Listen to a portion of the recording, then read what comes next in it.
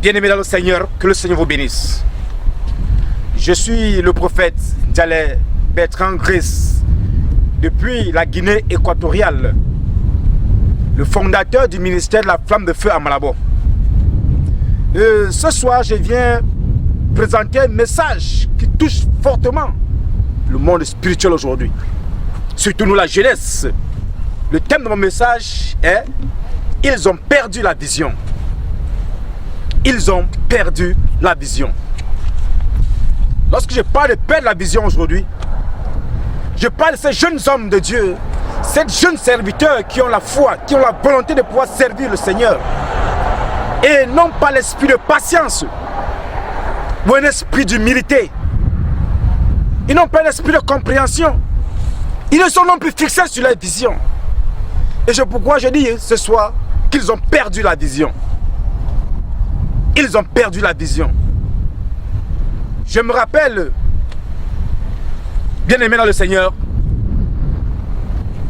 nos parents nous ont éduqués de manière à ce que nous ne devions plus être un obstacle pour eux, mais un avantage.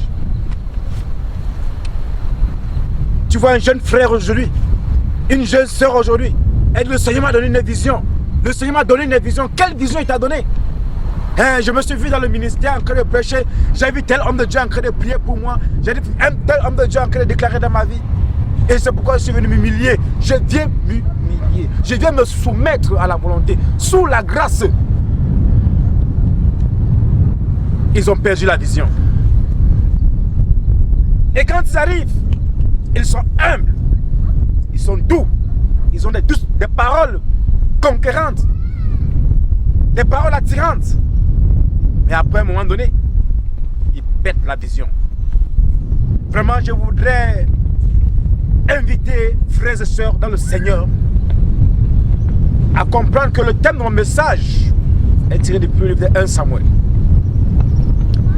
Ce que je voudrais dire 1 Samuel 1 et 2, vous allez le lire parce que le Seigneur doit parler à quelqu'un ce soir. Ces gens aujourd'hui ont perdu la vision à cause de leurs notions théologiques, historiques, de leurs multiples études qu'ils ont effectuées. Ils viennent implanter ça dans la vision d'une autre personne, ceux-là qu'ils ont appelé père. Je vous assure, le père a perdu le respect qui lui est dû.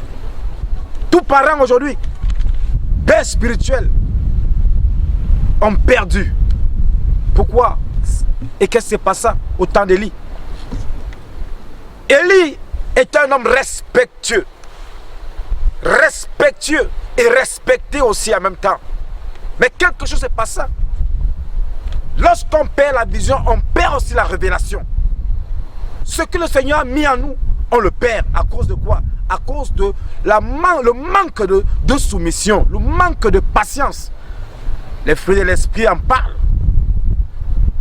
Si tu as manifesté 8 parmi les 9, frères et bien-aimés dans le Seigneur, il y a un problème dans ta vie. Tu vois un jeune frère aujourd'hui, il y avait la notion du pardon.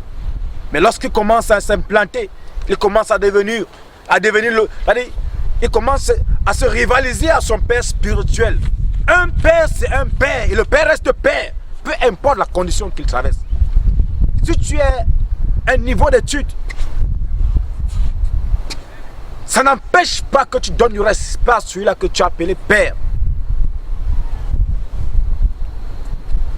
Ne pèse pas dans la balance ton niveau et viens le comparer à la situation que ton père a laissée. Laisse-moi te dire, il y a un père qui a laissé tout ce qu'il avait. Il est allé dans les champs, travailler durement pour t'envoyer à l'école, travailler durement pour t'envoyer dans les universités. Et lorsque tu réussis dans ces universités, tu as un père. Lorsque tu avances dans tes projets, tu as un père. Lorsque tu avances dans ta vision, tu as un père. Mais lorsque tu t'établis dans un emploi, lorsque tu t'établis dans ta vision, tu commences à travailler, tu te maries, tu commences à avoir des projets, tu n'as plus un père. Pourquoi? Ce père-là qui a donné des années de souffrance pour que tu aies une vie meilleure, tu commences à lui attribuer des noms. Ah, ce monsieur est comme ceci, il est comme cela. Mais avant ça,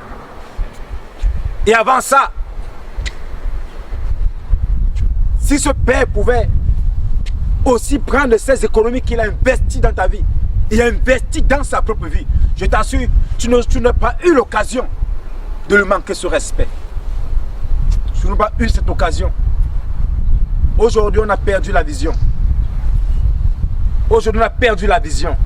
Ils ont tous perdu la vision. Ils ont tous perdu la vision. Aujourd'hui, lorsque tu viens, un fils vient, il demande, il a besoin d'un parrain. Et quelqu'un se donne cette responsabilité d'assumer sa charge en tant que père, afin qu'il soit fils. Bien aimé dans le Seigneur, un moment bien donné, un moment précis de la vie, cet enfant ne devient plus enfant. Il devient le rival du père. Mais tu perds la vision, bien aimé. Les enfants d'Élie, il y avait des enfants. Mais avant qu'il adopte, que Dieu donne comme fils adoptif Samuel, quelque chose se passa. La Bible dit que c'est l'exemple d'Élie, nous devions prendre cet exemple, afin de nous sensibiliser, bien aimé, dans le Seigneur, afin de revoir la manière ou le comportement qu'on affiche face à nos parents spirituels. Face à nos parents spirituels. Changeons cette qualité. On veut les grands dons, on veut les grands postes à l'église, mais la soumission n'y est pas. Frère, tu ne seras pas béni.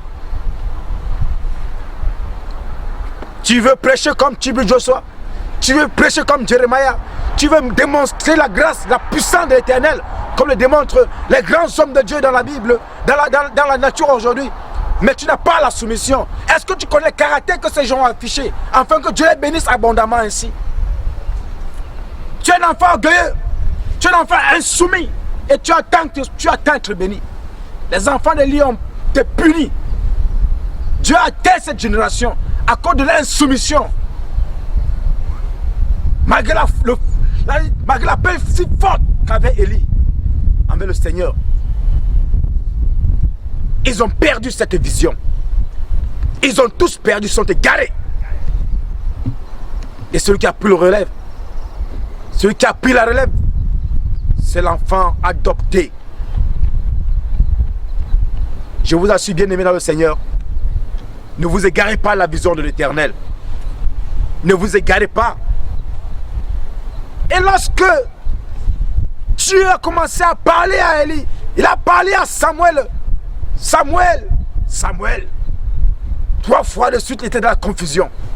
Et le Seigneur commençait à se révéler en l'enfant.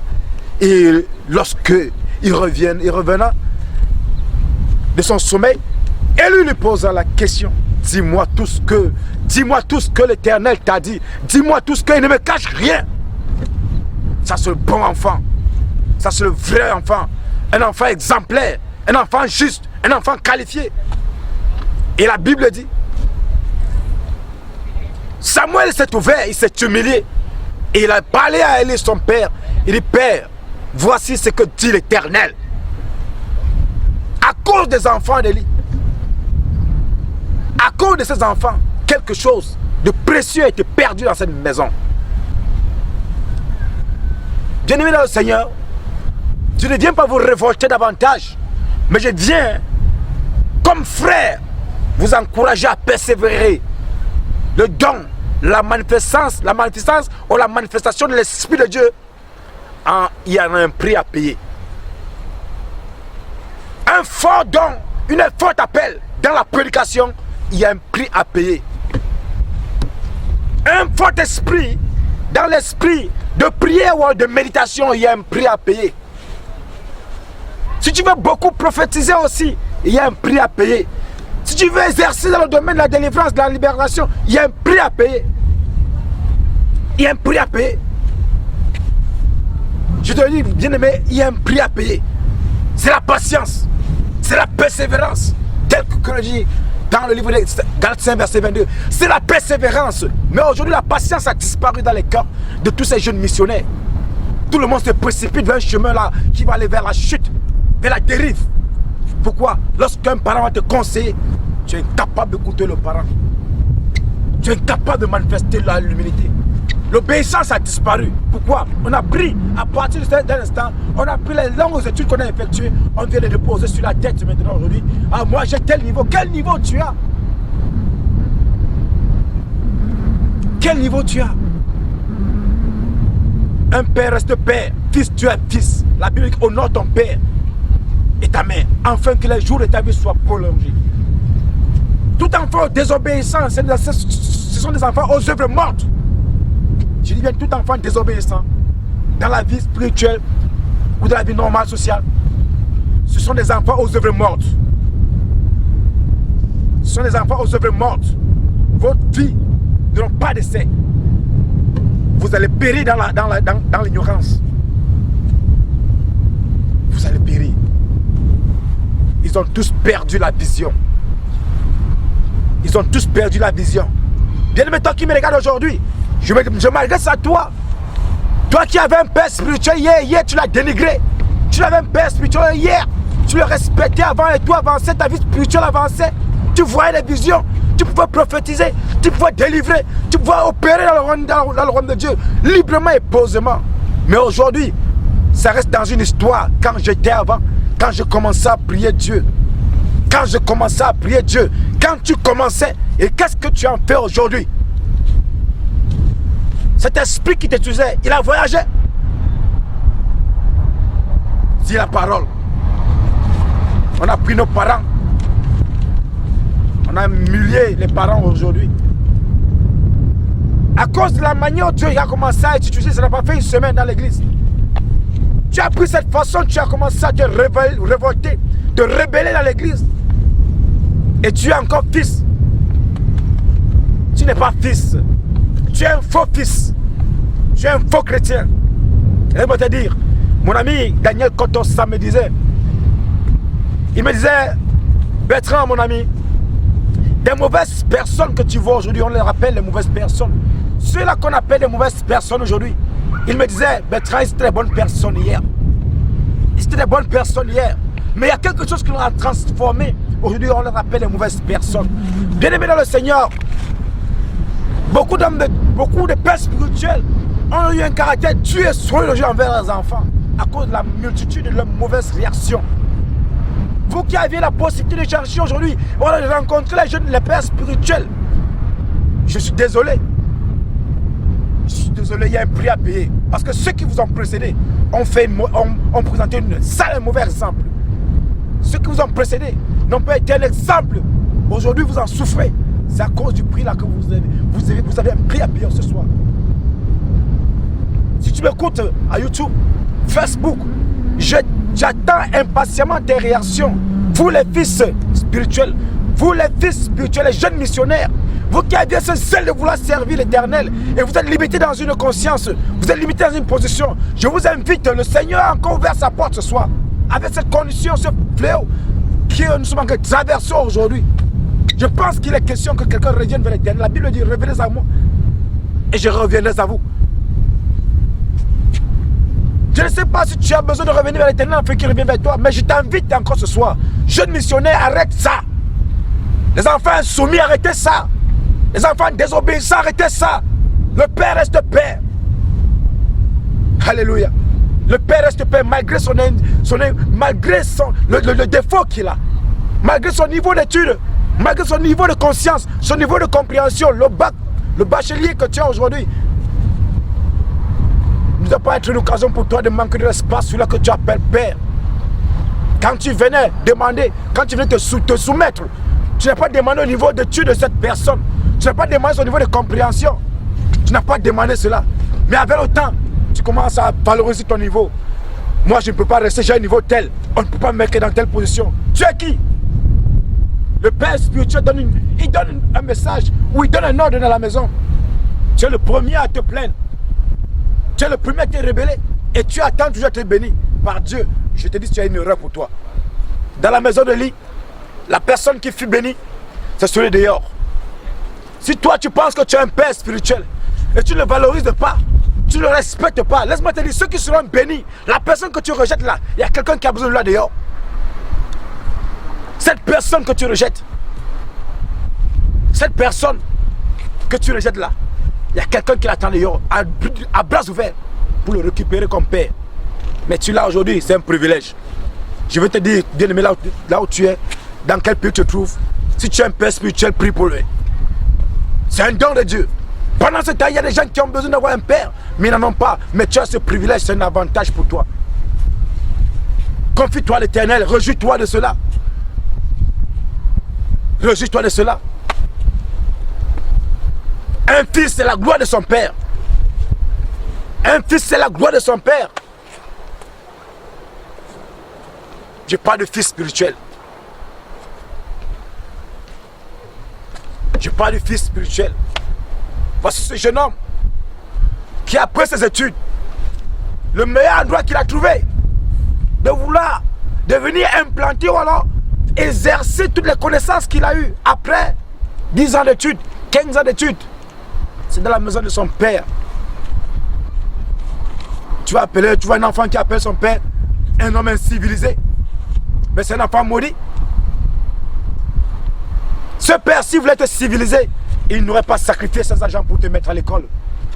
Il aurait cherché à être civilisé un tout petit peu. Et toi, tu resterais dans les forêts, en train de tendre des pièges et saigner du vin, du palme. Mais il a dit non, ce que je n'ai pas reçu, je dois donner ça à l'un de mes enfants. Il s'est investi sur toi. Et en retour, il porte un nom. On commence à appeler sorcier. Mon père, ceci. Mon père, cela. Même dans le monde spirituel. Oh, l'homme de Dieu là, il n'est pas simple. Il n'est pas simple. Lorsque tu commences à manifester l'esprit de désobéissance tel que Adam et Ève dans le jardin d'Éden, tu commences à accuser. Tu commences à accuser. Ce travail que tu commences. Non, c'est cet homme. J'ai constaté qu'il a commencé à faire ceci. J'ai constaté qu'il a commencé à faire cela. Bien aimé, avant que tu ne t'adhères là, avant que tu t'affiles dans ce ministère, tu ne connaissais pas les bases, tu ne connaissais pas les fondements, tu ne connaissais pas cet homme. La désobéissance des fils entraîne à leur chute. Ça n'entraîne pas le père à sa chute. Le père a la vision. Dieu a donné la vision à Moïse. Il a dit à Moïse, toi je t'ai choisi. Dans les autres 4 verset 12. Il dit, je t'ai choisi. Mais Moïse fut choisi. Mais même si Moïse n'avait pas les capacités nécessaires pour pouvoir retirer le peuple, sauver le peuple de Dieu. Mais Dieu a mis quelqu'un d'autre. Il a appelé un fils. Il a dit à Moïse, je t'établis comme, je suis ton Dieu, je t'établis comme le Dieu d'Aaron. Ça c'est le fils de Moïse. Et là, quand Aaron arriva, Dieu a commencé à se manifester puissamment dans la vie de Moïse. Au travers d'Aaron. Bien aimé, si tu es fils, tu peux bien avec la gloire de ton père.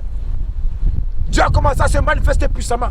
Aaron était un homme vaillant. Il était un homme éveillé. Mais bien aimé, si tu es éveillé et que tu es fils et ton père est timide, ce n'est pas pour autant pour dire que ton père n'a pas de capacité. Dieu l'a appelé. Dieu a appelé cet homme, il reste père.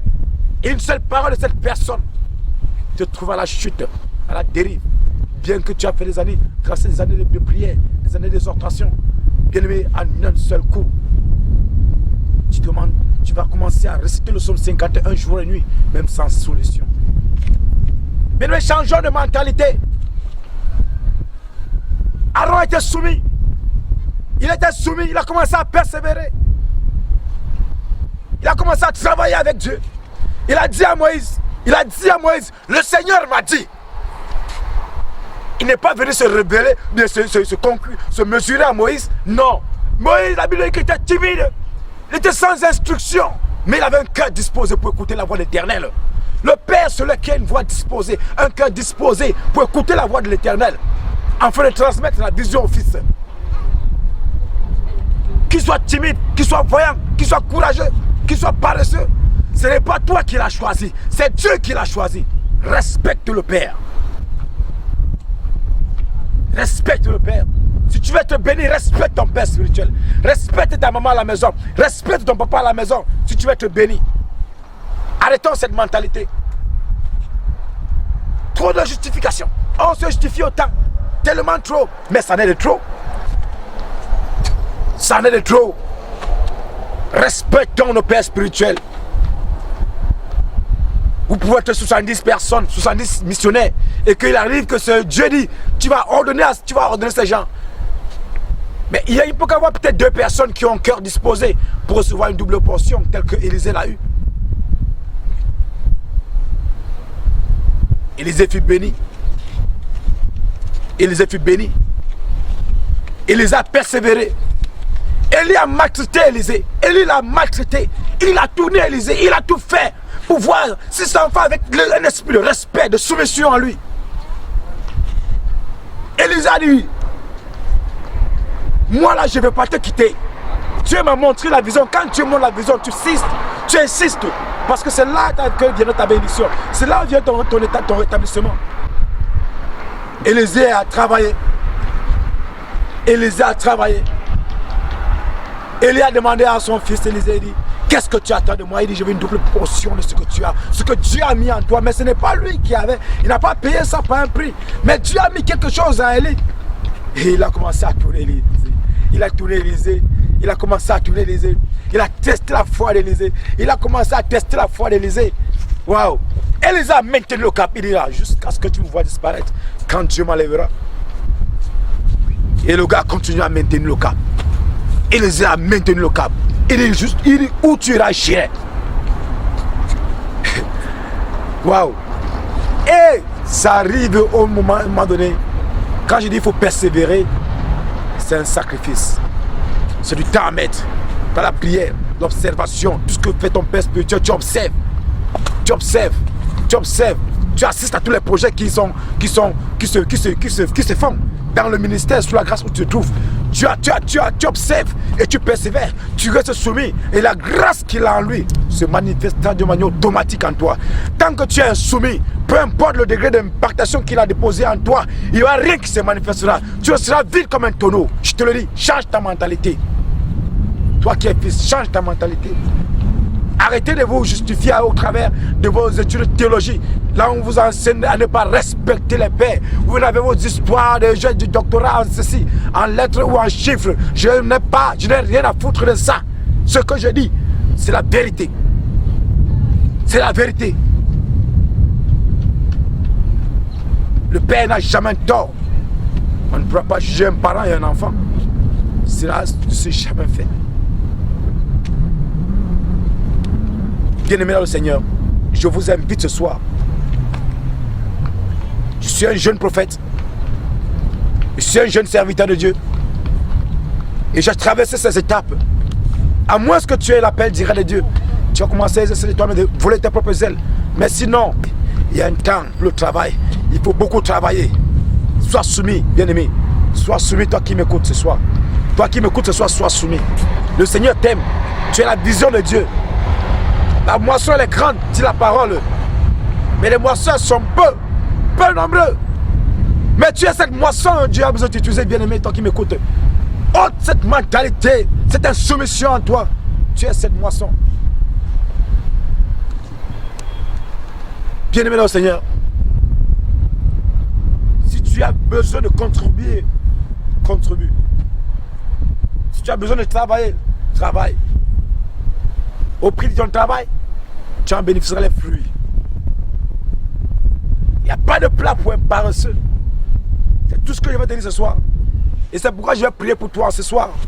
Toi qui m'écoutes ce soir, s'il te plaît, je voudrais encore te rappeler, sans vouloir offenser qui que ce soit, mais je veux te ramener sur le chemin de la responsabilité, le chemin du leadership. Afin que demain, tout ce que tu feras ton père spirituel aujourd'hui, te sera rendu demain. Si tu es soumis aujourd'hui, sous la grâce où tu es, des gens seront soumis sous ta grâce demain. Si tu contribues dans les activités sous la grâce où tu es aujourd'hui, demain les gens contribueront sous la grâce, sous ta grâce aussi demain. Dans toutes les activités que tu auras à exercer, dans ton ministère, dans ton appel, dans tes projets ou tes activités. Mais si tu es un enfant désobéissant, un enfant délinquant, un récalcitrant, tu auras des récalcitrants pour enfants demain et tu souffriras. Ton ministère sera que l'échec. Parce que Dieu, c'est un Dieu de discipline, un Dieu d'ordre. Il nous rappelle à l'ordre aujourd'hui. Ce que je vais te dire, je vais prier pour toi qui m'écoute toujours ce soir. Seigneur, toi qui es l'alpha et l'oméga, Papa, à cause de ce que tu as déclaré, et je l'ai retransmis tel que je l'ai reçu.